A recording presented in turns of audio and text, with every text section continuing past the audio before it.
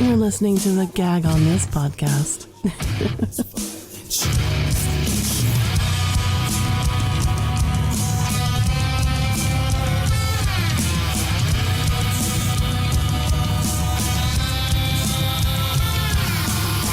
I see you standing up and I want to know. We're not that pro. Okay, good. I just didn't know.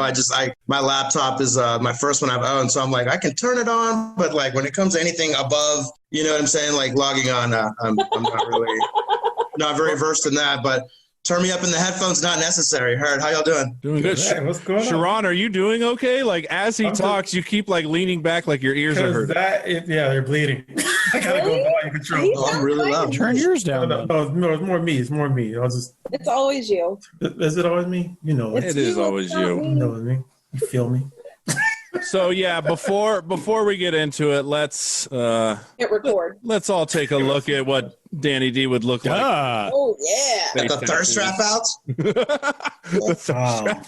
What? My tits? Always. Oh, okay. I can get. Oh no, I mean that was just, you look great. The face tattoos, you're like MS-13. I like it. That's what I would look like if I made some hardcore mistakes in my life. Yeah. I thought this is what you look like with hardcore mistakes. Oh, it could get worse, Rob. It could get worse. It could say "believe" over my eyelid. Got it. Yeah. It say believe? That's what it was? I think it says "believe." Yeah. Wow. I thought it said December. No, what? December, and I'd at least get the month I was born. Don't know how shit goes. December. All right. This is the Gag on This podcast. Episode description, of course. We'll have the show and guests, social media, YouTube has video. That's cool. Kind of fucked that one up. I had gusto plan, but you know that just went out the fucking window. I am Big Nick. I'm joined by the Italian stallion Danny. She holds this show together, D. Hey. And I have to give a shout out to Dave B because he is the one that feels you are the only reason this podcast is worth listening to. Yeah. Oh. Well, thank old you, Dave. coworker. Your coworker? My old coworker. Yep. Oh, is he Dave's cute? a fan. Well, give him my OnlyFans link, please. Oh. Well, Dave, I know you're listening and or watching. It will be in the show notes below. Just don't tell your wife. Messages. I could do like a nice message, like a cheap cameo, like, hey. Okay. I didn't even sound convincing. Plus, Rob probably knows how much that guy gets paid, so it's even better. It's a win-win. Yeah. If Rob's working, got that insider information, you know? Yeah. We are also joined by my Portuguese lover, Rob. Hello. Which I didn't know Portugal decriminalized drugs. I may have to get years citizenship like you. Why can't I go there? So we don't want your kind. Oh, shit. And by your kind, he means Italians. They tried to overthrow it. Okay. We got Sacramento Poet Laureate, host of Off the Change, host of Iambic Poetry and Beyond, host of soon-to-be-named podcast times 10, Sharon. Hey, guys. VP. And then we are joined by the hilarious LA comedian, Ivan Goddamn Rodriguez. Thank you, guys. Thank you so much for having me. Thank you for coming on. Are your walls black? Dude, no, you know what's funny? So we live in this 1925, it sounds way cooler than it actually is, 1925 townhouse in San Pedro. So it's really old, wooden floors. It reminds us of my fiance and I grew up in Durham, North Carolina, kind of the old tobacco houses. So it had that thing, but it's actually a really weird blue, but I'm sure it looks black, but it's really beautiful. And it has this like little built-in kind of thing in the wall. It's really cool. But yeah, it's blackish. So you're telling us if Anne Frank made blogs, that would be her background too? Like Anne Frank specifically? Yeah. Yeah, if Anne Frank was in LA, I think she would dig it. Yeah, nice. I think so too. If Anne Frank was in LA, I think she should. We can, if she wants to take a nap, we have an upstairs. You know what I'm saying? Make her feel right at home. I would do nothing but make Anne Frank feel at home, given this hypothetical. Get up there, yeah, dude. She was the goat. Her and Karen Carpenter are my two thin heroes. You know what I'm saying?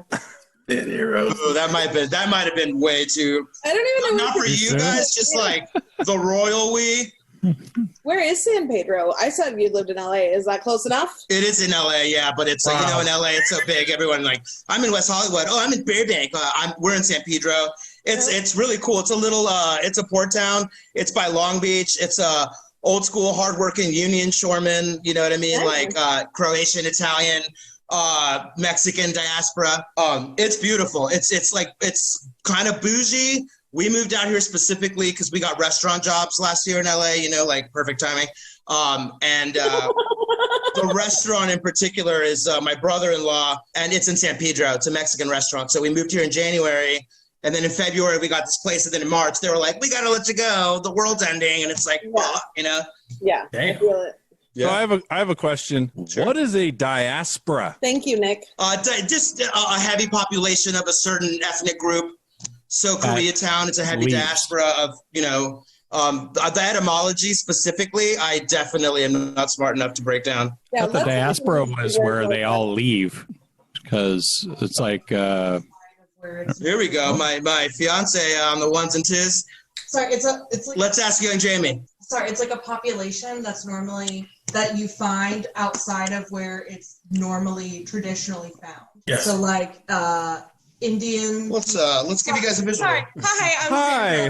Hi. So, The old bat. All the- so all the like No, this is me every day. This is my real life Wikipedia, so I learned something. it's like so when I really started learning about it was when I was studying abroad in India, and people were talking about the Indian diaspora, and I was like, what the fuck does that mean? And it's like Indian people living around the world that are not in India. And so diaspora can apply to like any group of people. Like, for example, in Chicago, there's a massive Polish diaspora. There's all these Polish people who have connection to their Polish roots, but are like not living in Poland at all. Right. that would be a Who's ghetto. hungry? That's good. Pierogies, anyone? Or like in Minnesota, it's a heavy, like I think Ethiopian and Somalian population. Right. Yeah. Basically, but everyone living away from their native land. Basically, yeah. Yeah. I'm trying to convince you guys that I'm smarter than I am. So like, I'm also dating a white woman. So I learn words on a daily basis that I want to practice on. We'll call each other friends. And that was an example. But I'm glad you asked. Who's also 10 years younger than you, I might add. She is. Only 9. Only 9. Look at that. I also can't do math. Math is not my forte. English also not my forte. Sarcasm is pretty good, though. I'm pretty strong. Well, I mean, you don't have to try too hard to seem smart because I honestly thought diaspora was a race. Me too. Was it what? Was a race. Like I thought No, it you was didn't. complete. Yeah, I did too. I'm not even joking. When you were Wait, like, you guys are trolling the shit out of me right now. No, I didn't. I just laughing because I'm like, I did. I thought Well, but I'm guessing you do poetry, so you probably like have seen the word, I would imagine, in many contexts. Wait, sorry, Nick, when you say a race, you thought like that's really Star Trek-y to me. That's so fucking fascinating. So it's like, Croatians, Mexicans, diaspora. Like Myanmar or like Hold on. Macedonia. let's I calm thought down they were because Mexicans. I just have to say the way you said it made it seem like it because you did go, a lot of Hispanics, The list. Croatians, diaspora, and I was like, Me too. You know what? I think you make a very good case, Nick. thank you. I'm being dead serious.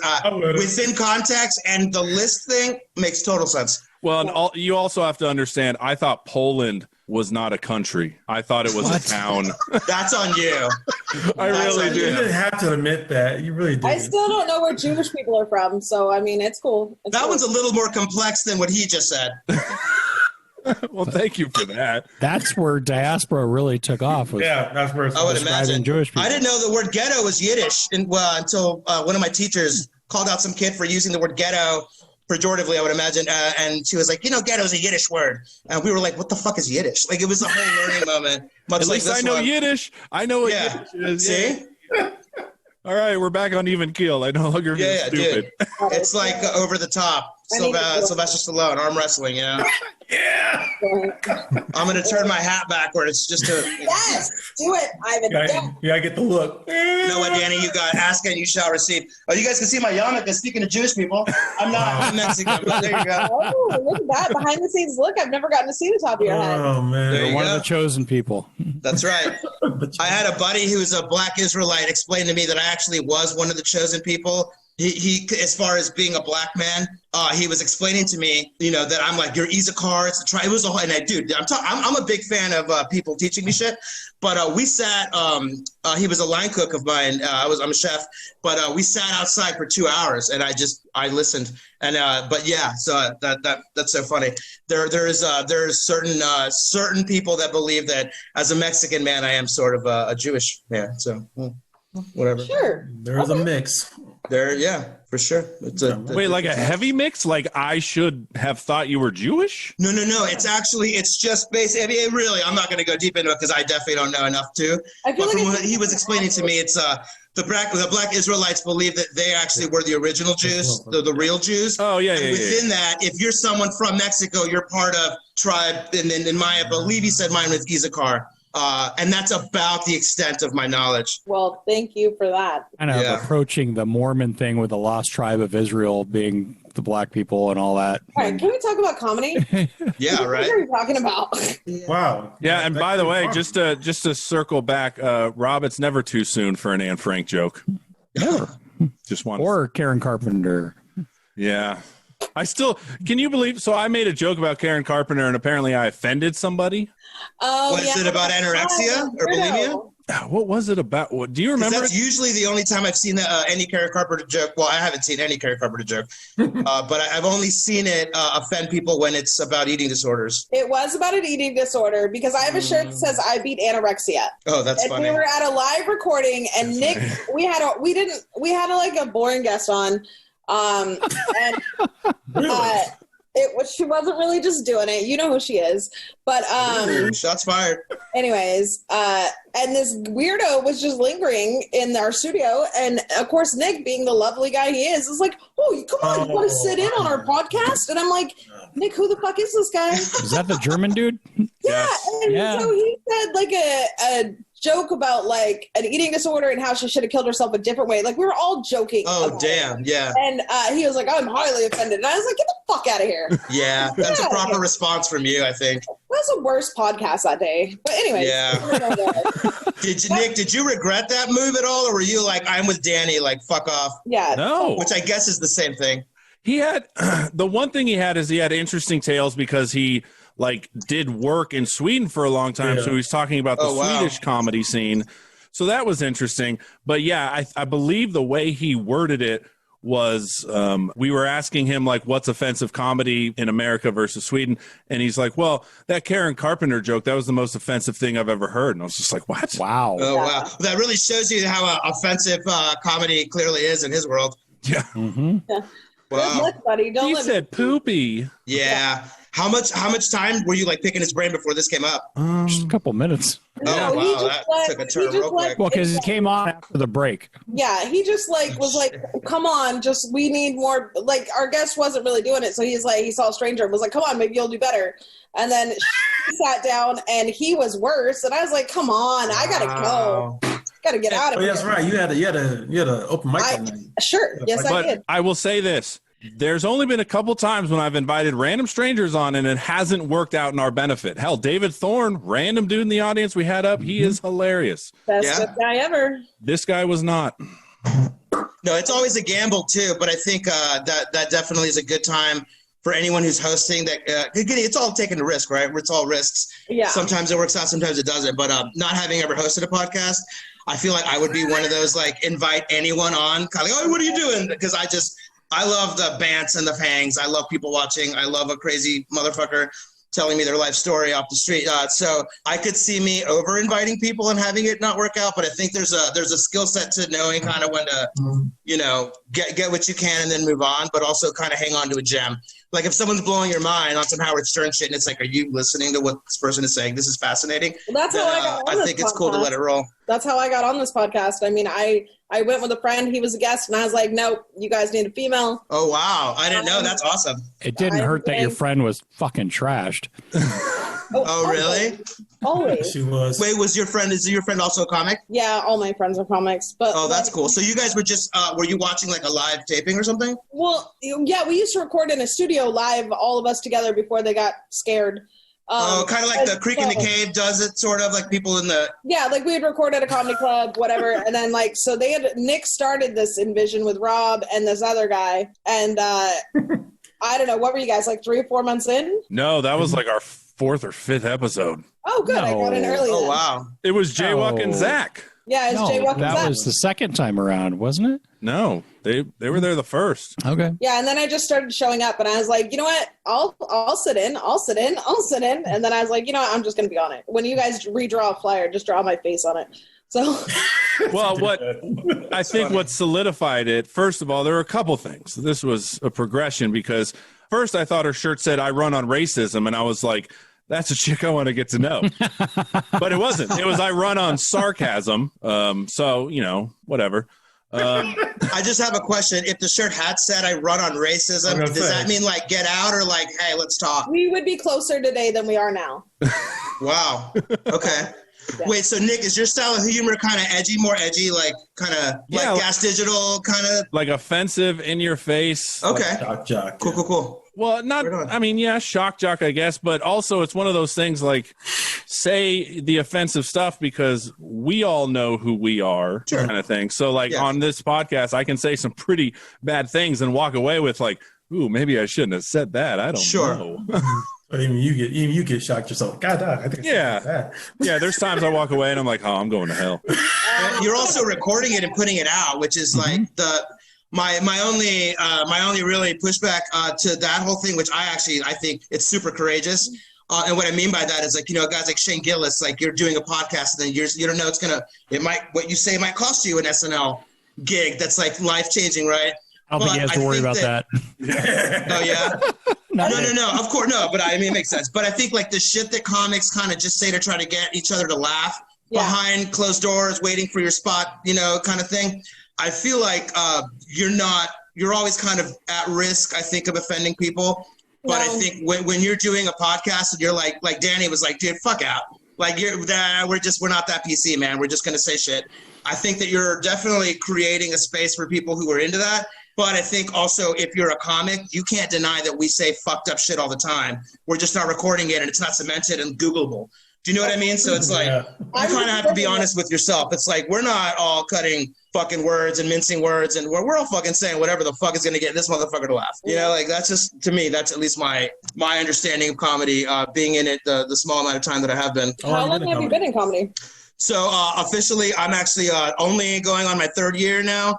And that's also misleading because I'm actually a chef. So I put in my time and I was an established chef in Durham, North Carolina. But I got to a point in my career where, you know, I had a good job. I had the executive chef gig. I had the salary. I'm getting off at 6 p.m. My girl and we're going out to dinner a lot. You know, because, you know, restaurant folk, like when you have a comfortable job, you're going to go show love to all your friends who are probably working at the little bougie restaurant downtown. So we were known, we always over tip. Well, we got all the love. So that was already, I had a little, maybe like, I'm 38, like I was 35 at the time, but I had a really comfortable life and I was looking for stuff to do. My girl would work later. And there was a brewery that I went to that had open mics. And I've been obsessed with comedy since I was a kid, me and my dad. My dad worked a lot, but my dad's a Mexican guy that put himself through college, you know? So my dad's ultimate, like, fuck you to his childhood was getting cable and HBO.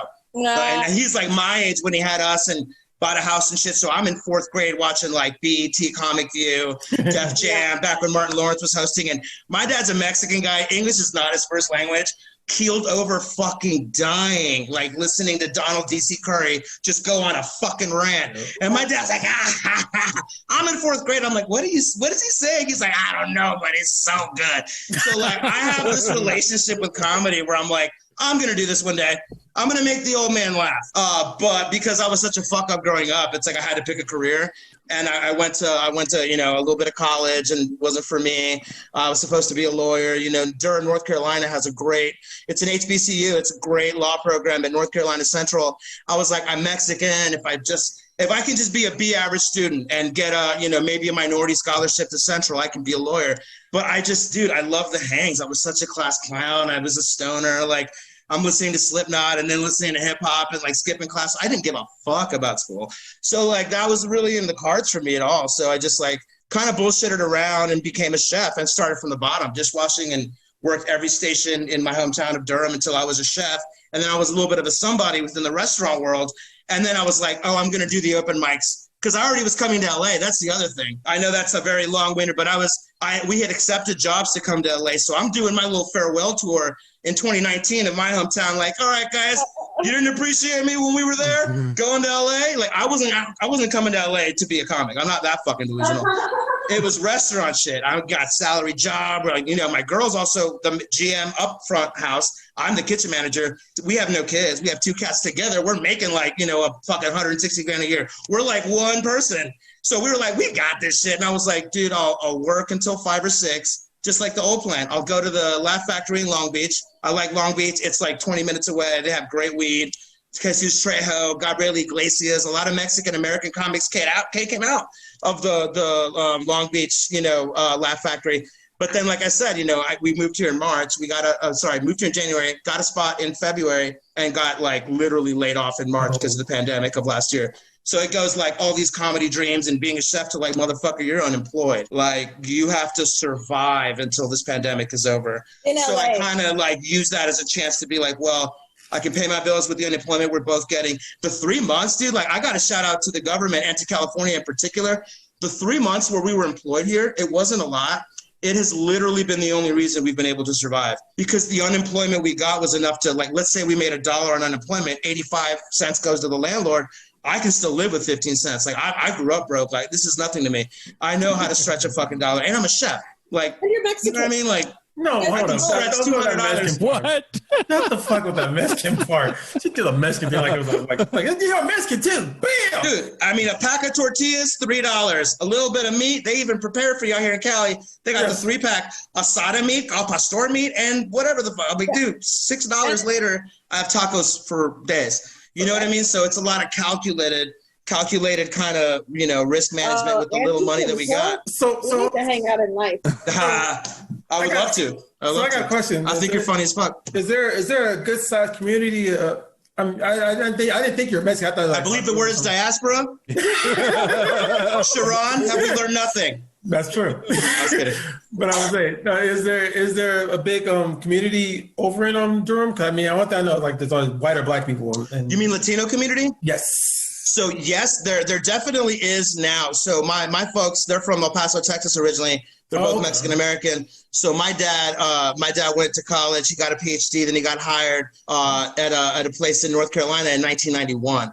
Now, a lot of people forget that when they started building the infrastructure for the 1996 Olympics in Atlanta, they had a lot of Latinos that migrated, got construction jobs, but the money was so good they stayed and they started families. So the South, we're talking Georgia, Florida, Missouri, Mississippi, the South, right? Yeah. But a lot of Mexicans started families. Those kids are now college age. But that population from 91, when we got there was not a Latino in sight. My mom would see a little Mexican guy on the street and be like, oh my God, senor. Yeah. She would run over like, where are you getting your tortillas? He's like, who the fuck is this lady? Like, where are you from? Michoacan? I have a cousin. Like, we're like, Mom, leave this poor man alone. Pump gas. You're scaring him. He thinks the Migra is coming.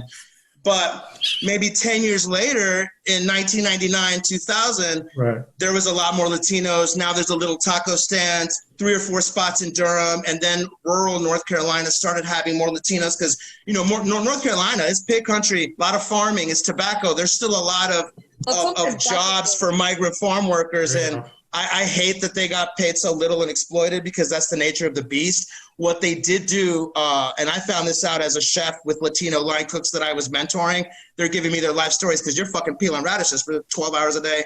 Because you spend a lot of time together. Nobody wants to give a fuck about my story. I want to be like, where are you from? So, Prep Cook is from Hidalgo, and he came to from Mexico to USA this way when he was 13, and I'm like, God damn. Like, my privilege slapped. Like, when people talk about white privilege, there's a lot of other types of privilege. Like, I'm a Mexican American that's privileged as shit. So I'm learning from like these stories, but they're telling me, yeah, my cousin worked at the Tyson chicken plant and he worked there for 6 years, saved up $60,000, and now he has a little Mexican restaurant in Henderson, North Carolina. And if you go to Henderson, North Carolina, that's bumfucksville. But they have a little Mexican restaurant that's authentic as shit. And guess what they do every year? Print fucking money. $13.99 for 2 enchiladas and rice and beans. Boom. I know the food cost. That costs you 72 cents to put out. Maybe 13 more cents for the container. Printing money. They're fucking building goddamn cities in Mexico. So it's just it's what you put into it, you know? Mm-hmm. That's what I was thinking. I'm fantasizing about all the foods you could cook for me and your wife. Oh, yeah. And I actually do Mexican Southern because I was raised in the South, so I do Mexican American food with a little Southern twist. Because I also, on Monday, we're eating chilaquiles, but on Tuesday, my dad's like, let's go get those biscuits and gravy from Bojangles. I don't think they have Bojangles. They definitely don't have it in the West Coast. But Bojangles is a little southern, but in North Carolina, like, we're going to Bojangles. The gallon of sweet tea. My dad's a diabetic. He didn't give a fuck. Like, you know what I mean? Like, 2 gallons of Bojangles, boys. Daddy got paid. We're like, this is the greatest place in the world. So when I do my Mexican food, it's a little Southern twist. It's my nod. And this is the food I did in Durham. Like, this is the food I came out here to do out here in LA. But like everyone has a little, I saw you guys did a Scuba Steve Fury, that's low-key one of my little idols. I love Stephen Fury. He's dope because this motherfucker is what they call a fast burner out here in LA. This motherfucker moved it. I know he's from Sacktown and he did his work up there, but Jesus Christ, slow down, man. The way he approached LA. He went from Southern Mexican food to take a fucking breath. Oh, yeah, dude. Have you met me? No. I love you guys. I bought a tall boy for this. My girl's like, get excited and then you never stop. I'm like, yeah, you're right. Alcohol, come here. How many bumps did you do before the show? You know what's so funny? That's an ongoing joke because I get that a lot. I'm like, no, I'm just a fucking neurotic, undiagnosed ADD piece of shit. But you never talk on Zoom mics. Say what now? You never really talk on Zoom mics unless you and I are like. Oh, that's not you. We haven't been on. Well, Zoom mics, no. Zoom mics, I'm respectful. In a while. But I've had hangs where they're like, bro, like, shut the fuck up. That's why I identify a lot with like Andy Letterman and like Tim Dillon. Yeah. There's 2 different kinds of comics. There's like the what else? And then there's like, brrr, you know what I'm saying? So I identify more with clearly what else? That's a weird place to stop. Yeah, that was. I expected more and then just what else? I think Nick has some questions for you guys. Sorry, let me let you do your job, bro. I'm so sorry. Take a deep breath. Nick's going to get upset if he doesn't ask us questions. Well, no, the good thing is you're actually answering the questions as you're talking, like the North Carolina thing, you know. Sure. Raise up, take your shirt off. Oh, PD Pablo, man. I look up there. Greenville, North Carolina, fucking ECU. I have a lot of respect for PD Pablo. So did you even meet like some of the Raleigh or any guys from up there, like, you know, Little Brother and stuff and all that? You mean Little Brother, the rap group? Yeah. Oh, shit. You know what? God-damn, that's so funny. One of the only celebrities I've ever cooked for is Ninth Wonder from Little Brother. Nice. And it was one of the greatest days of my life. I was working on this bum-ass food truck. I'm not even going to promote them. It's $8.50 an hour. They lied to us. It was a shitty job. But there was a music venue, and they were having a show for the National Museum, and it was curated by Ninth Wonder. Nice. And, you know, because he was doing something for the venue, they're like, here's a food ticket, Ninth Wonder, take it to this truck. And we were doing the food, and he walked up, and it was me and these 2 white kids who didn't know idea who the fuck he was. And I was already the old guy on the truck, but I could burn, you know, like I knew how to I could do 50 quesadillas, and they were just like, so I had already been kind of trying to prove myself to them. But then Ninth Wonder shows up, and to them, he's just a black guy, and they're making him wait. And I'm like, yo, that's Ninth Wonder. They're like, hey, get back in there, you know, like, he's in line. And I'm like, yo, Ninth Wonder, I'm so sorry. What can I get you, man? He's like, I'll do the short quesadilla. I'm like, I got you. I made his instantly. I fucking made love to that shit. I mean, I made the shit out of that. And I walked out of the truck. They're like, hey, man. I'm like, I don't give a fuck what you're talking about. Leave me alone. I hand it to him. He's so grateful. I let him eat. I just finished my shift. When I'm done, I get off the truck. I'm smoking my cigarette. He happens to be out there. And I said, hey, Ninth Wonder, man, I'm so sorry. Like, Ninth, do you mind if I get a picture? And he said, yeah, for sure. He took a picture with me, the nicest fucking guy. And what's funny is up the block from this little music venue was an old bar that was black-owned called Tootie's. That got gentrified and squeezed the fuck out. But, dude, Ninth Wonder used to do, like, secret shows at Tootie's up the block where I followed his Twitter, so he's like, yo, spin into tooties, and it's like 12:40 in the morning. I'm like, oh shit. I would text my friends. We would all drive, and you're just watching Ninth Wonder spin for free at this downtown Durham bar that years later would be like some fucking gentry cocktail bullshit. You know what I'm saying? Like, so yeah, that was a very long-winded way to answer your question. Can you tell I've been quarantined and haven't been doing any fucking nights? God damn. Nick. That's so funny. Sorry, I was checking off the shit that. Yeah, he's like, dude, fuck this guy. He's never gonna let me book anyone again. Thanks a lot, Ivan. Yeah, no shit. Yeah, you've ruined it. I did. That's the story of my life, isn't it? One thing I do want to ask though. So I am a fan of Vanderpump Rules. Oh man, great show. Hey, don't sass me, Danny. Oh no, I'm 100%. We're watching it right now. We're season 3, episode 12. Okay, yeah, Danny always rolls her eyes. It's a great show, full of drama. It's amazing. But one thing they talk about are the food trucks being better than the restaurants themselves. Yeah. Okay. Is that a thing? Because up here, it's not really a thing. You guys, sorry to interrupt. It totally is a thing. You just don't go out enough. Go ahead. Oh.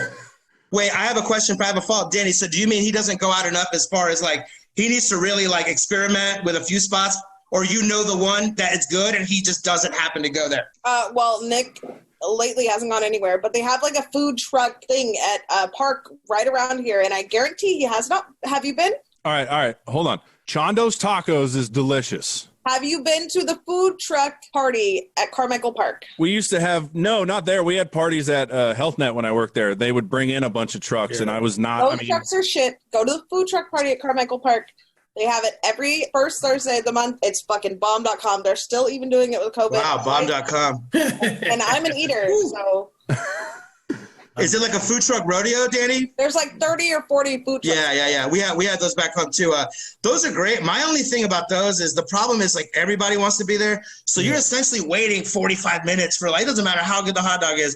If I'm waiting 45 minutes, and then the other thing is you get this like FOMO remorse where you're waiting in line and it's like 45 minutes and now it's been like a little longer. You're like, fuck it, let me go to the pretzel truck.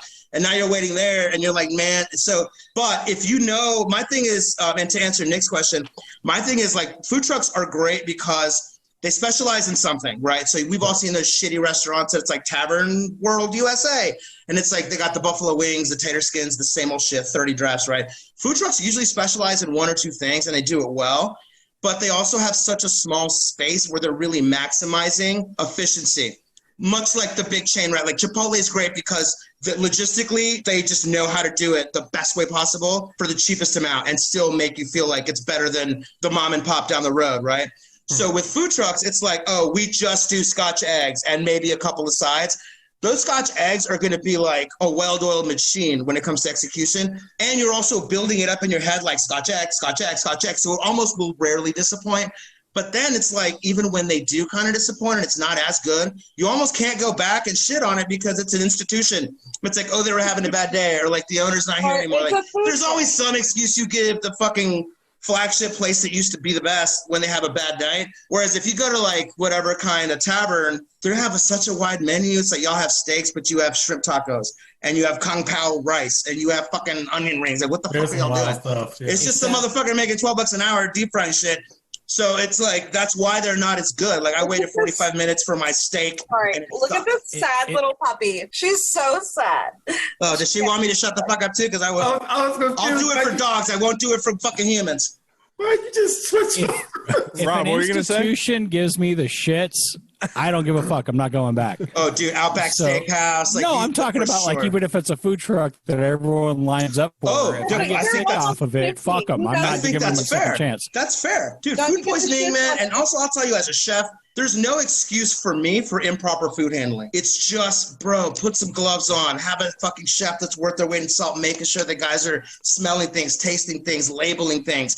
I don't need 3-week-old mayonnaise to give me food poisoning because you can't handle your fucking line cooks 20 minutes before they got to close on a Wednesday. I don't give a fuck that you got off at 6 and was having your beers as the chef kitchen manager. I've done that. But when I come in the next morning, my squeeze bottles are tight. My guys know they're not going to be pulling that shit with me because I don't need you here for that. I don't need to make people sick because at the end of the day, if you get diarrhea, you're not like, oh, the dishwasher was having a bad day and wanted to go buy weed on the clock. You're like, that place made me sick. I'm never going back. And if you're a kitchen manager that is proud about why you're doing food, I mean, think about it. It's a very intimate thing. You're paying people to make something with their hands that you're putting into your body. Yeah. That's like fucking sex to a lot of people. So if we're not holding ourselves accountable and making sure we're at bare minimum, you might not like the food. You might think it was too spicy. It might not be your jam, but I'm not going to make you sick.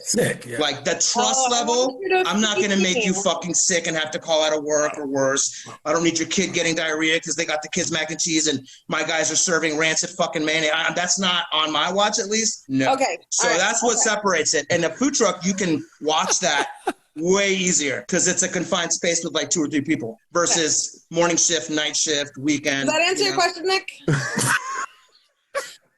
I'm sorry. I'm just looking at Danny, just like, yeah, okay. Yeah. I honestly haven't seen someone that could shut Danny down like that. I know. I'm loving it. Damn. No, this is Nick's payback for every time you bring up that you're the only one that actually does stand up. Surprise, you've been trolled. He hired me. Venmo me $40. No, I'm sorry, Nick. No, I am. I'm like, he's like, oh, so I thought the podcast was just you. And he's like, yeah, I was telling my girl, like, I'm going to be on a sex podcast. And I was like, no, like, it's like 3 guys. I didn't even come up with the name. And he's like, no, wait, you had to have. You didn't come up with the name? And I was like, no, this is fucking not my thing. This isn't even my thing. No. When she messaged me, I think it was in December, I just, I told my girl, I'm like, oh, guess who just got booked on Danny D's new sex podcast? Because I just assumed. But then I looked it up and I was like, oh, it's like there's many people. This is probably not what I thought it was. But I've watched a few episodes and I enjoyed it. So Ivan, so where did your dad get your name from? Like a Russia? No, he didn't. Russia. I'm saying. Pudge Rodriguez. Sort of. I'm going to practice being pithy. What's up? I'm going to practice. So my dad's name is Fernando Rodriguez. His father's name is also Fernando Rodriguez. My dad didn't have a middle name.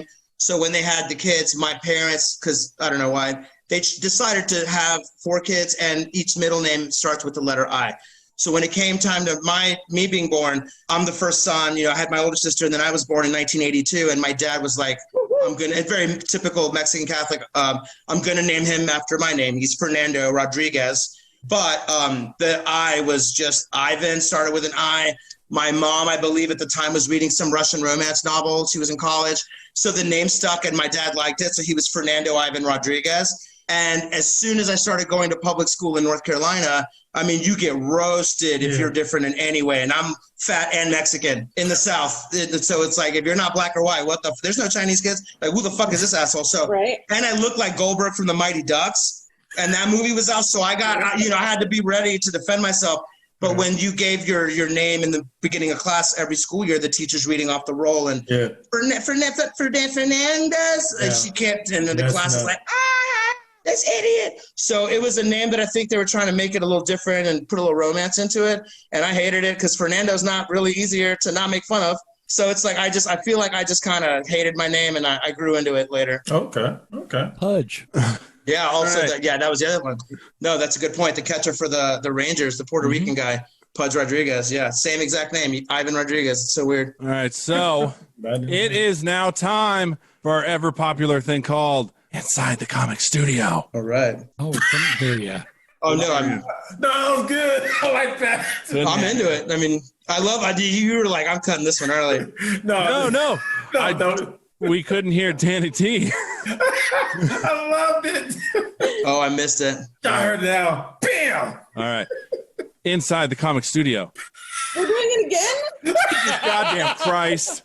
Oh. No, Sharon had it. It was good. All right, one more time. And then you could just fucking... Dude, Rob is literally looking at shits he used to take rather than listen to this. Yeah. I'm fucking destroying. Everyone went, Yeah, dude, I was nervous about this. Can you believe it? Let's do it. Let's go, Nick. It lost all its luster. Oh. I'm just fucking with you. Okay. Dude, I'm on a roll. So we do this thing called Inside the Comic Studio. Brilliance. There we go. I was so hoping Ivan would start talking over you again. I was trying to, but I was like, I think they're serious this time. Yeah. You're going to have to deal with my wrath later. Yeah, and she can get pretty testy. I'm an angel. Yeah, with your face tattoos. All right. Ivan, before we get into it, though, plug your do you have social media, by the way? I do. I'm at Ivan Durham on all the social medias. It's been that way for quite some years. I have during quarantine, I decided to teach myself how to edit. I have a GoPro, so I have a kind of half-assed YouTube channel that I started where it's just videos of just when I first bought my GoPro a few years ago, and just kind of practicing how to edit. So, they're like 4 or 5 minutes. Every now and then I'll put a setup of a show I'm doing. But yeah, that's it. And then you can find the link to the YouTube channel at my Instagram. Can I just say, when I thought my husband was cheating on me, which he was, FYI, I was like, well, I don't give a shit. Whatever. I was not the best wife. You did not care that he was still.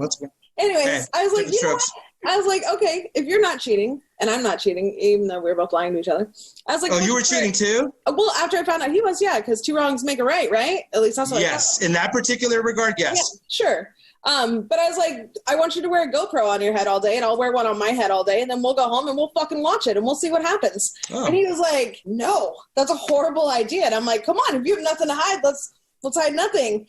And yeah, he wait, like almost like police body cams. That's what I'm saying. Yeah. Wow. Yeah. I was like, you are driving me crazy. Like, if you have nothing to hide, then fucking wear a GoPro all day. And he's like, I fucking hate GoPros. Like, I bought 2, and I was like, put it on. Get a divorce. But yeah, they say trust is important in relationships. Clearly, I call bullshit. Yeah, well, I mean, he did me a favor. He died, so it was. Wait, really? I love how you just steamroll through that. The motherfucker's not alive anymore. What are you gonna do? That way, I don't have to be divorced. You twice. take the win, you take the bad, and then you have the facts of life. No, that makes sense. I mean, that way I'm a widow, and then people have empathy instead of divorced twice. That sounds like I have a lot of fucking issues. Oh, fuck. She's suffocated him by Danny, do you have bits about that on stage? Do you do material about that? I'm starting to get pretty dark. That's really fucking dark, but I think that would be, if anyone can make that, craft that, I think that you would. That's man. Really dark. Whatever. Okay, I'm sorry. Go ahead, Nick. No, I think it's funny. All right, Danny. Yeah. What do you have to plug? Oh, man. Were you smoking weed? I am. Yeah, I could tell. She'll tend to get absent-minded. So, yeah, what do you got to plug, Danny? Okay, so, literally I have a lot of shit coming up. So much I can't even remember it right now. This comes out on Saturday. I have a show on Sunday nights in Santa Clara.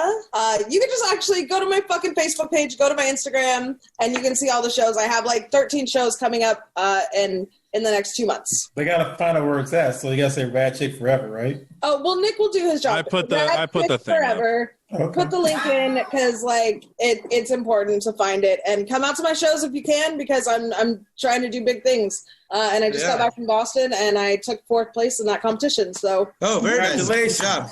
Oh yeah. Why didn't your ass find a place where they got vaccines so you just poked your ass and that's it? Huh? Why did you went to freaking Boston? Yeah. Couldn't you find a spot they had the vaccine and just get your ass poked and shit? I don't want the vaccine. Maybe you don't want the vaccine. Oh, Jesus goddamn Christ. We are not going to get into anti-vaxxing shit. Fuck it. Shit. I don't care. If you want to give it to me, that's fine, but you better find me and go. I'm not going to the hospital to do it. I don't want to be a zombie. I mean, I don't know. I don't care. I don't know. I'm just not thinking about it. I'm thinking about comedy, and if I get COVID again, then I've had it. Yeah. Oh, you got it? No shit. Yeah, I had it. I told you guys I had it in October, and I was fine. I didn't have to go to the hospital. 9 comics I know got it. We all got it the same goddamn night. But same night. Okay. Yeah, we're all looking the mic ah. Okay. But yeah, we all got it. No one died. We're okay. And as far as I know, everyone who I know who's gotten the vaccine is fine. I'm not opposed to it, but I don't have time to go do it. All right. So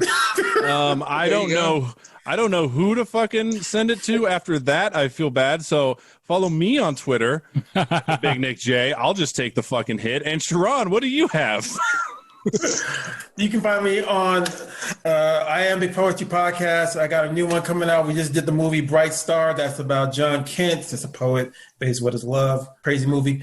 I'm doing also Off the Change with Steph Sanders and Chrissy Nong. We're doing that up here, and we'll be back on the swing again this Saturday. Check us out on Wednesday, every Wednesday. What is love? Rob. Baby, don't hurt me. Don't hurt me. Sorry, Rob. Classic. Get my side project I think he just broke a windshield with that one. Huh? It's not at the Roxbury reference. At the Roxbury reference. Never mind. It's okay. Just fucking go, Rob. Rob, I mean my dad, my disappointed dad. You can get Mine too.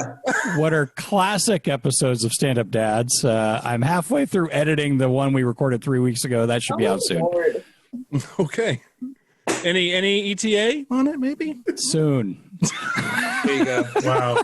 Classic dad answer. That's a Get back dad in the answer. car, fuck ass. I'll figure it out. he had that Exactly. tone too of like, don't fucking ask again. How long are we gonna wait in this drive-through, Dad? Are we there? Shut up. Are we there yet? We'll Dad? get your Are we there food yet? soon. I have to go pee. He's on my side. Damn it, you took the words right out of my mouth, Danny. I gotta pee. We just fucking left the bathroom. I gotta go again. All right. That's So, called a cocaine problem. so Inside the Comic Studio is brought to you by some gummy company. The Seattle. Yeah. Gummy You know what? Company. I don't like your tone. Okay? Don't make me turn this podcast around. Ooh. Yeah, I can go. I got to see that now. Seattle Gummy Company, a wide array of gummies, energy, CBD to immune, mocha shots, high energy gummies work 5 times faster than coffee by half the price. 5 grams of sugar per gummy. Promo code GAG15, save 15% off your entire order. I owe them the biggest apology because I've been shitting on them for not sending me something. Apparently, I didn't click the right button. So, Oh, you idiot. You're a shit. Wow. Wow. You know what? Your face is good enough for me. That's fine. I felt so Rob kept saying, like, maybe you should check them out. Maybe you should check them out.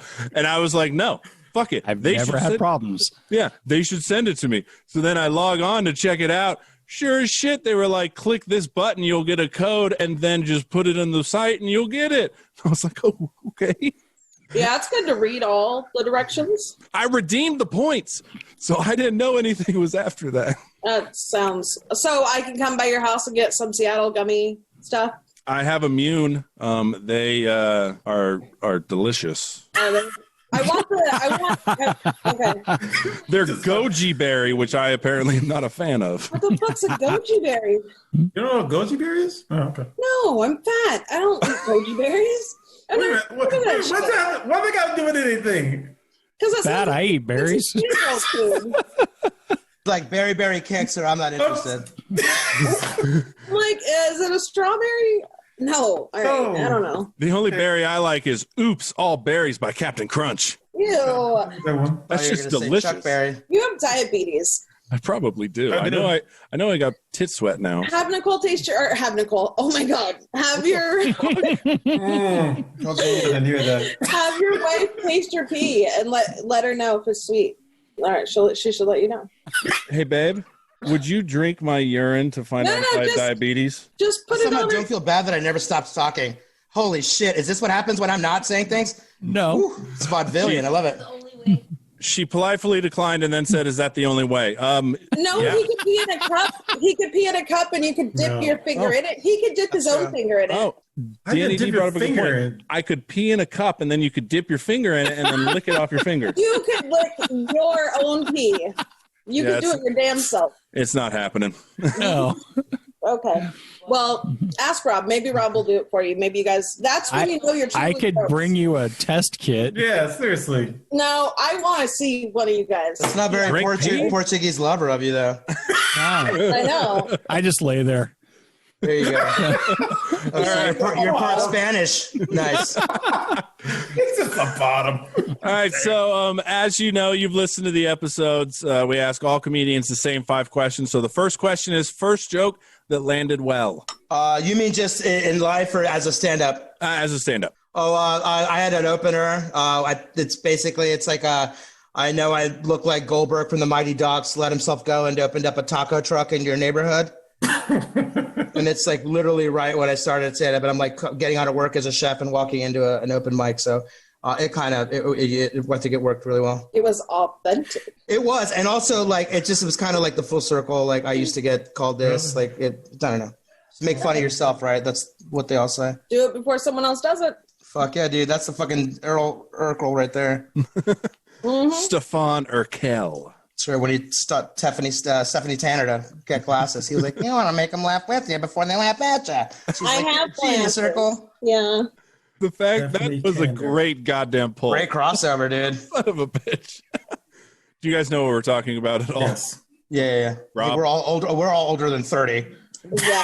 So shape. Nick's actually younger than all of us. I know he looks a little older than me and you, but he is younger than I actually was gonna guess that he was the youngest, if I'm being fair. Oh, really? Thank you. Yeah. He seemed the I youngest. think you look old, Danny. Well, no. Danny told me her actual age literally like less than 12 hours ago. So Yeah. but I thought Danny was younger than me for what it's worth. And I might still be. I mean, my birthday's in April. I'll be 39. So. That's it. Well, you would only be younger than me if you're like a liar. So I don't know. When's your birthday? Help me. 12/6/82. Oh, okay. Yeah, then I am older. Yeah. Math is not her strong suit. 12-5. Hey, Matt's not my strong point, so I feel you. I just know you're a Day before my Sagittarius. birthday. Oh my Jesus! We can The day talk after my about that birthday. because I had a great conversation about all Go that. ahead. Ask him the next question. All right. Second question is favorite thing about your local comedy scene. I'll say I'll just split it because I'm still new to LA. The North Carolina comedy scene is awesome. A lot of really great comics. I happen to have met a couple of them. One of them in particular, Dink Kearney, Donnell Kearney. You can find him. He's Ghetto Rachi is his kind of stage name, but he's got a special on Amazon, and he was really, really nice to me and gave me some great advice before I moved out here. So I would say that what I loved about that comedy scene is a lot of camaraderie, and it's I don't know if you know North Carolina geography, probably not that well, I would imagine, but it's Raleigh, Durham, and then Chapel Hill. So Raleigh is where Charlie Goodnights is and the Raleigh Improv. That's where you want to be, right?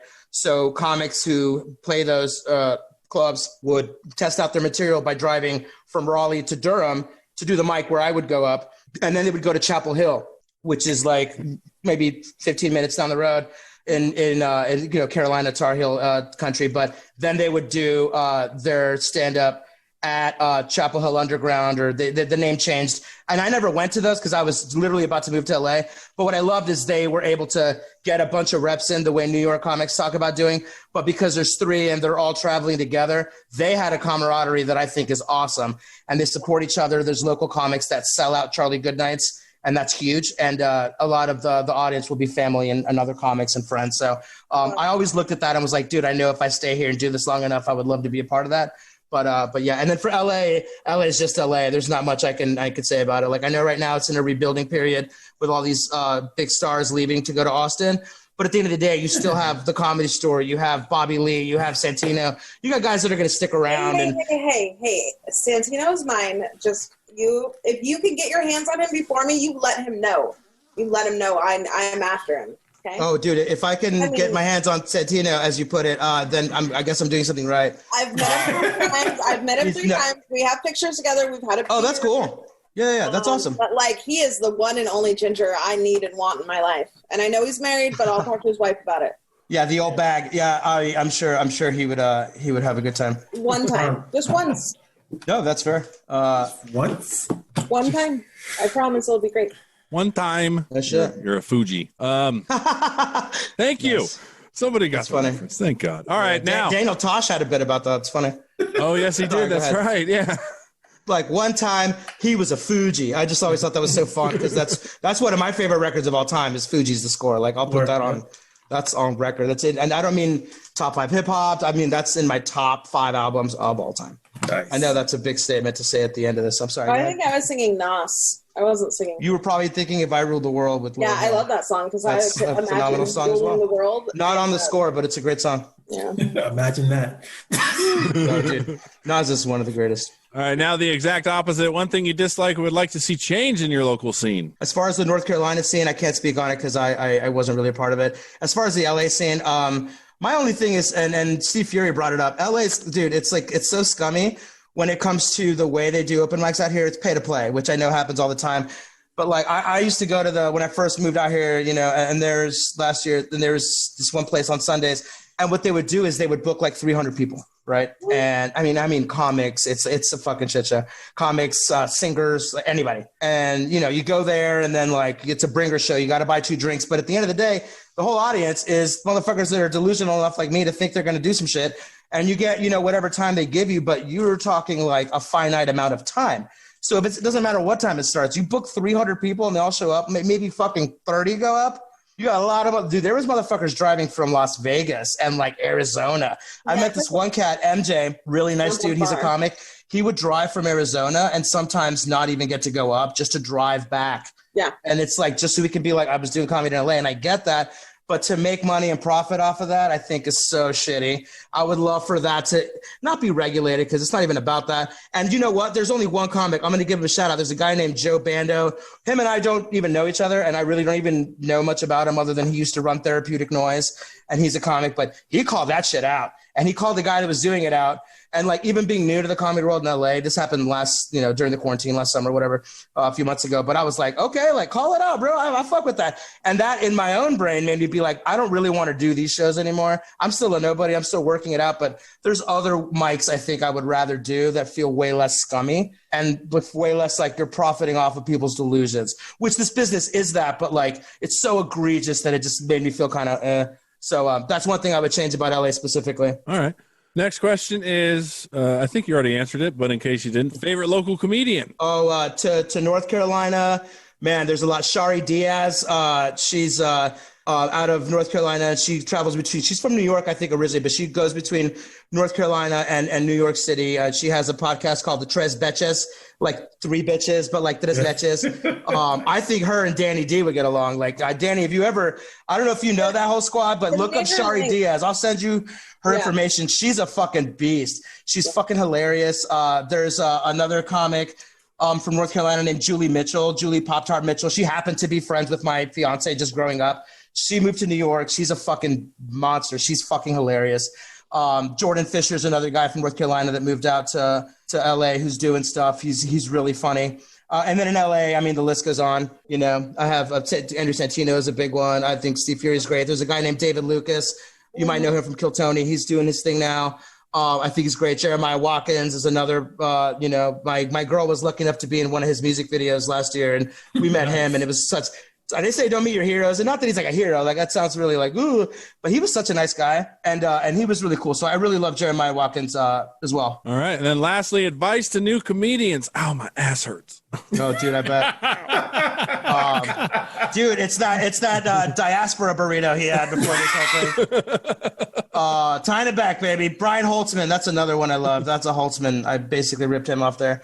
But no, I would say that I have to be honest with you and tell you I don't feel qualified to speak on that. I just started. I will say just do it. Like everything, it's basically going to fail, and you're going to have egg on your face, and it's going to suck shit. But at the end of the day, you're going to get fucking boxed up like everybody else. They're going to hang your sneakers up on the fucking telephone wires. You're only going to get one crack at this shit. So just go ahead and do it. And if it works out, it's amazing. If it doesn't work out, you fucking did it. There's a lot of things that you can't do anymore as you get older, but stand up and playing poker, like you can do it with the greats, even if you're old and fat, like, which I am about to even be worse, older and fatter. Like it doesn't matter limitations wise. Don't set up excuses, but there's also no faking it. You got to put the reps in. You got to go out and you got to just touch the fucking mic and just aim for the fucking hills. How many times did you listen to us ask those questions, and how much did you practice that? Because that's the best answer I've heard from a newer comic. Like, I mean, I know from our Zoom hangs out, like you're super self-aware because we come across people that aren't, and then we talk shit about them. That's why we're friends. And that's every industry, though. That's every industry I have found. But that was a good answer. Good answer. Thank you. I actually didn't practice it, but I did. I mean, I can tell you the episodes that I did watch. The Zach Amico one, Steve Fury. I thought that Michael E. Winfield was great. His advice about like just work on a good 5 minutes. If you can fucking lock up a good 5, do that motherfucker till the cows come home and someone notices you, and then you get the next karate belt. And then don't overthink it. You're not writing an hour special. You're fucking nobody. Get 5 down. Go do 5 as much as you can. When you eat shit on that 5, fucking bounce the fuck back up, right? And that was another great episode. And then I saw what's her game. She's super hot, and my girl and I were talking about how hot she was. Abby Nolan, the pink. Abigail. She's got that star quality. And on top, I saw Sharon was like, by the way, we have a BBW podcast. If you, I think you'd be great for it. And I was like, you goddamn right, she'd be great for it. And I want to listen to that shit. That's my double. My girl, if you're a confident woman that doesn't give a fuck, my girl is like, that's my girl. So we really enjoyed that episode. And then I actually ended up being on a mic. I want to say it was Cody Webb's unemployment mic, and she was on it, and I was like, oh shit, that's the girl from the. So yeah, but I did not rehearse it, but I actually do enjoy your podcast. I told Nick to name that episode Sharon Throws Dick for an hour. Yeah, all over that, Rob. I'm sorry. Slanging that BBC. I wanted Nick to call that episode Sharon Throws Dick for an hour. I would also watch that. I mean, that falls within some of the porn I look up, so it's within my wheelhouse. Yeah, we had that whole bowl conversation before. Yeah, and Nick was worried. Not even so much the bowl thing, but I'm going to leave it there. It's just like, I just like the idea, and it's been within my wheelhouse as a white lady just getting taken to town by a motherfucker that knows is just, I mean, from a sexual standpoint on a Keynesian scale, that's like a blockbuster movie versus like shitty porn. That's like, oh, this Japanese guy's like touching some muffled bit on a bus, and this girl looks like she's not enjoying it. Muffled bit. It sounds like you and I watch porn the same way. I'm like, yeah, she does not. She's not having a good time. No, you got to be into it, and also I like simplicity. I don't want production value. I want it to be real. You know what I mean? Yeah, like whatever you see on there. You want those ingrown hairs?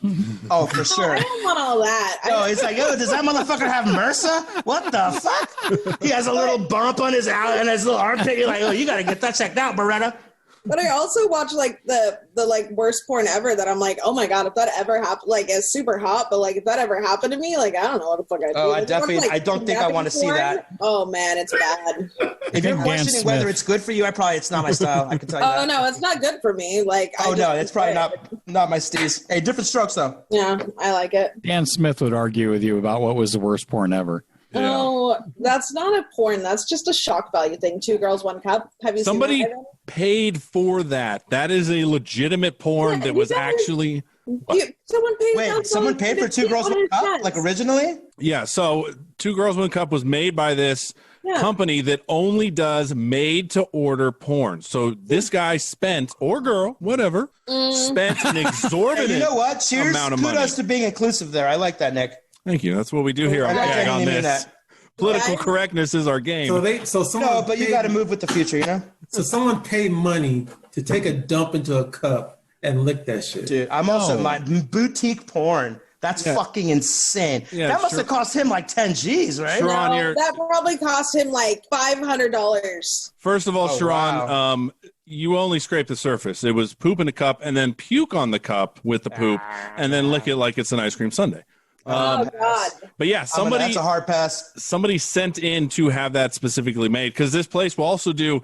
Apparently, there's a fetish. I think we talked about it before. Lego crushing, where you just get this big girl and you focus on her feet and she crushes Lego sculptures. Oh hell no! That would be my hell. Like when I step on a Lego, I won't even buy my kids Legos because I'm like, fuck you. Fuck you, Legos. Well, that and your kids are way too old to be having fucking Legos, man. Could I hang out with Mom, these Legos are slimy.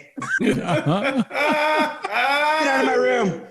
You're in my room. What the fuck is wrong with you? Right now. Oh, gosh. What happened to my rocket ship I made? Don't worry about it. With all your Hot Wheels. Don't worry. Oh, wow. The Hot Wheels. Yeah, that's so funny. Set up the loop. Just open up my... Yeah. All right. So... what happened? Where'd he go? What did you do, Danny? Did you kick him out? No, I didn't do anything, but he talks a lot, but it's good. It's fun. We're recording. You realize that, right? Like just because he left doesn't mean we're not recording. You. It doesn't matter. I love him. I think he's great. I think this is a good time. Oh, he's calling me. I was gonna say, like, what happened? Hello? Oh my God, my fucking battery literally just went out. That's so funny. I had been squeezing it like, I should go get my charger. But I'm like, yeah, go get your charger and come back. Yeah, we have one thing to go over. Peter, I'm so sorry. That's so fucking funny. Well, not funny, but why wouldn't that happen? All right. Thanks, babe. You're a real peach. My fiance's grabbing it now. That's so fucking exactly what happened. I thought he was saying Danny D's a peach. I hung up for now. He did. He said Danny. He said Danny, you're a real peach. Oh, I thought he was talking to his wife who's grabbing the charger. No. Yeah, that's who he was talking to. Oh. The world doesn't revolve around you, Danny. Seriously. That's my world. God. By the way, I think next week is Dejan, right? Yeah. Dejan? Dejan. I think so, yeah. Oh, he's coming back? Nice. No, we never had him. He canceled that one time. Yeah. Oh, that's right. Yeah, and Grady and I were just hanging out, and he was like, "When are you going to get me back on the podcast?" And I was like, "Dude, you should have done it when you had a chance." Have and you I was like, seen "Yeah, we're booked," but I'm just kidding. I'll get him on. Have you seen his comedy hour? His Get Rich or Diabetes? Yeah, I did. Okay, I did. He's fucking fired up. He's amped. He's trying to get a theater out here to do a big comedy show this month. So I hope he gets it. Yeah. And Carlos Rodriguez, my favorite comic, my favorite local comic, is moving to Las Vegas. Yep. Really? Tomorrow we're carpooling to Modesto. One last road trip. We're on a show. Josh me Was there ever a doubt that wasn't going to happen? It was perfect timing. I was like, how can I give Nick a chance to breathe? Oh, I know. Planned poorly. Nice. Sorry about that, guys. He's used to me, my computer dying or me being somewhere inappropriate. One night, one guy came on here and he was like, helicopter dick. And I'm like, oh my gosh. No. Yeah. Oh, damn. Did you guys? Oh. Did you guys post that? No. YouTube will not allow it. Plus, she shoot his helicopter penis. Well, I was going to close with it. So I'm like, let me just close with the computer turning off. Well, I will say this. The dude was very at least nice about it because he did ask, do they want to see me helicopter penis? So at least he was nice about it. But he asked over and over. Yeah. Oh, really? Every guy thinks I want to see his dick. Every single guy. Oh, he was trying to kind of flirt? I just thought he was just running out of shit because he wasn't interesting. No, he fucks my best friend. But shit. Yeah. Okay. I live in a weird house. This took a turn. Yeah, we just go on. We trade in baseball cards sometimes. But anyways, we've never traded that one specifically, and he was a little upset about it. If he's got a Nolan Ryan rookie, tell him to hit me up. Not like as big as Honus Wagner or anything. What is our last topic? I'll take a punch Rodriguez if he's going to give me the skinny. So the last, really, it's not necessarily a topic as much as a disappointment. We've lost a great one. So great that we didn't put him on our goddamn Deadpool, Dustin fucking Diamond. You could not have seen that coming in your defense. Save him. Stupid fucking joke that you sent me. That wasn't nice. I like Screech. Oh, that was hilarious. So the joke, I think everybody was in the Deadpool thing. The joke I said is, not even the bell could save his ass. I saw that 6 or 7 times on my feed. I just parallel thinking. It's such an easy one to make, but yeah, that was really weird because I grew up. I love Saved by the Bell. I've seen every episode multiple times. Did you watch porn? I know way too much about that show. Did you see his porn? I did. Fuck yeah! It's not porn. It was a sex tape that got leaked of him being fucking atrocious at sex and being overall just gross. But yeah, I fucking saw it. I didn't do anything to it, but I definitely saw it. Yeah. Was he better at sex than Paris Hilton? No. Well, Paris Hilton, it's not fair because Rick Solomon's in that video, and he wasn't good at sex. He just had a big dick. Yeah. And she was apparently kind of just turned 19 or some shit. It's kind of weird. I've seen that one obviously as well, but I can't give her credit for being good at sex. I don't think that's fair. Kim Kardashian's one was good with Ray J. I only enjoyed it because Ray J basically did all the work in the laziest way possible, and they still are acting like they were showing us anything. That was the most boring fucking sex tape ever. I liked it because now having sex with Kim is boring, and you think it'd be great. Having sex with him or having sex with Kim? With Kim Kardashian. With Kim, okay. I wasn't sure. I can't speak on it, but yeah, that seems like a fair statement. Yeah. Well, she was just kind of laying there. A lot of those celebrity sex tapes aren't anything to write home about. The only one I would never want to write home about any sex tape, but I feel you. Well, the only one that actually showed like decent footage, and it sucks because of who it is, was Tanya Harding. With Jeff Galooly? I saw that one too. It's funny because that came out, bro. I'm 38, doggy. That was so Diaz, Joey Diaz. What the fuck? Why did I call you doggy? That was Louis J. Gomez, is what that was. No. That's a Joey Diaz thing. He calls everyone doggy. Yeah. Fucking Louis Gomez fucking got that from Diaz. I like them both. I like all. Are you listening to the Zach Amico episode? Fuck yeah, dude. I love Zach Amico. Okay. Dude, not to be an asshole. When I was looking to see, I was like, what kind of podcast is this? It's not Danny D's fucking sex podcast. What is this? So I started looking. I'm like, oh, they got Zach Amico? Damn, that's a big grab. And then I went from bragging about I'm on Danny D's new sex podcast, baby, to I'm on a podcast that had fucking Zach Amico and Steve. I made it. Yeah. So, we're working on getting Stefan Bonner right now too. I don't know if you know who that is, but Going who? Stefan Bonner. He's going to be I've heard of the name. I'm not as familiar with him as I am with the other guys. I didn't know who he was either, but apparently he's super. No, he's big. You guys also had the guy that was he won the naked roast battle at Josh Means. He's at Skankfest. Yeah, he's actually a local guy. Yeah. I remember when that happened. I was, because I'm a comedy nerd. I listen to everything, but I remember that was pretty cool. So I thought that was cool that he was on too. Dude, he's such a humble, sweet, nice guy. Him and I were on the show on last Wednesday. And I went up before him, and I had just gotten back from Boston, and he was like, damn, Danny, he's like, I don't know what you've been doing since fucking, like, COVID happened. He's like, but you found it. Like, you found a spark. And I was just like, oh, my God. Wait, is he talking about comedy, or, like, was he hitting on you? No, he was just talking about my comedy set. Oh, like, okay. He's married, like, super happy, married. I wasn't sure. I wasn't sure. But I was just like, oh, that's, like, super sweet. And he's like, yeah, that's fucking dope. And then he went up and, like, I listened to his set, and he was like, man, he's like, I never thought, like, in such a little bit amount of time you would have a better set than me. And I was like, oh, nice. It's cool. It's all right. I didn't have better set. Hearing shit like that, like, you can fucking snack on that for months. It really is validating. And I think that's another big thing about comedy and really doing anything with a high failure rate that you're very vulnerable to be doing. It's like when somebody that you respect or admire, and like, it's kind of weird because, like, to me, it's like admiration is when, like, someone's better than you, but you don't hate them. You know what I'm saying? So it's like with someone that you fuck with, it's like, oh, that was good, man. It's like, oh, dude, that'll carry me through bombs and months of self-doubt. That's super cool. Yeah. The best thing about Josh Means is he'll give you a compliment and then roast your ass in the same fucking sentence. So it's like, he's a real comic. He's a real comic. That is our currency, man. But it was because of him. We had a roast battle, and I got eaten alive by another comic, actually. It was our first Zoom. Like, COVID had just started. It was our first Zoom roast battle, and, like, I didn't know this guy I was roasting, and he looked like a normal, like, white fucking kid. Like, there wasn't just much to talk about. Anyway, you know that's how school shooters start, right? You're what you don't expect, and then slap. No, I wanted something original, and it just didn't happen. And he ate my ass alive, and I took it graciously, and I was like, cool, whatever. But Zach Amico, like, reached out because he was like, oh, hey, so, like, you fucked. Oh, Zach Amico saw that go down. He was one of the judges. Oh, fuck. And so, I reached out to him, and I was like, yeah, hey, you want to be, like, a podcast, on our podcast? And he's like, yeah, sure. And he actually hit me up 2 months ago, and he's like, I have an opportunity to be on a show, like a thing with Big J. And he's like, if you can come to New York in September 2021, he's like, we could just have we could reunite you guys. Andy, that's fucking amazing. Yeah. Dude, that's awesome. And I think to that, I will say that it's so funny because, you were new in comedy, and I know, like, you're a new podcast-ish. You have over 100 episodes, so like, it's not as new. But what I think is great is a few things. One, not that you ever needed to show your value on this podcast, but it's like to kind of take a fucking L in front of Zach Amico and still use that as an opportunity to maybe just ask him. Because a lot of it is just fucking ask. The worst thing he says is, I'm sorry, like, I'm busy, but, like, hey, girl, in September, why don't you come out, da-da-da-da-da.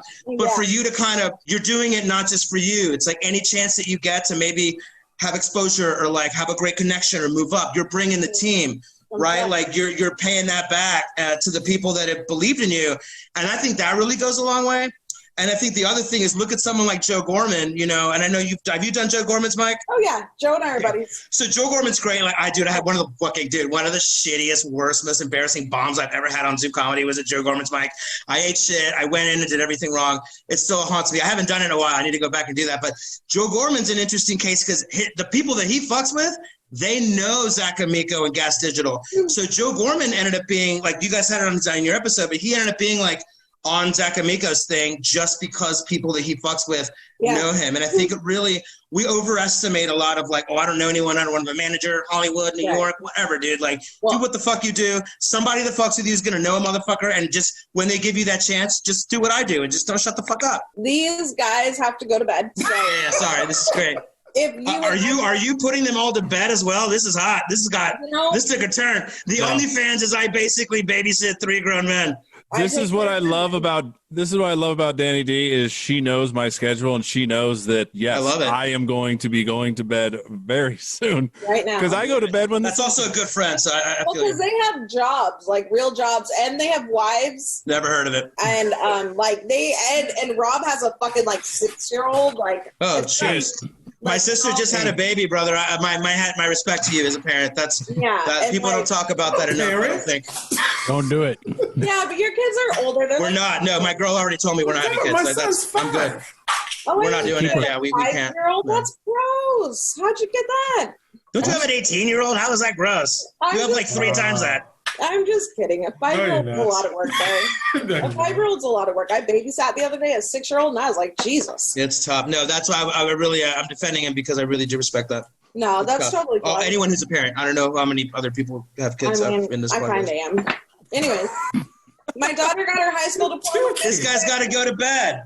My daughter got her high school diploma. Congratulations to your She'll never listen to this episode, but congrats, kiddo. And I just want to say that I helped her. Sort of. You definitely did. No, you definitely did. For sure. Got it to the finish line. Well, fuck yeah, dude. That's the hardest part. Done with one. Just one more to go, and then I can go chase my dream. Hell yeah. Okay. Well, you're chasing him now. You're fucking living your dream. I was about to say, it doesn't look very different. You're doing it now, man. Were you marathoning? Jeez. We call it abandoning your children when they're minors. All right, Ivan, thank you for coming on. I do have to go to bed because I'm an old fuck. Guys, it was a pleasure. Sorry for the ear bashing, but I had a blast.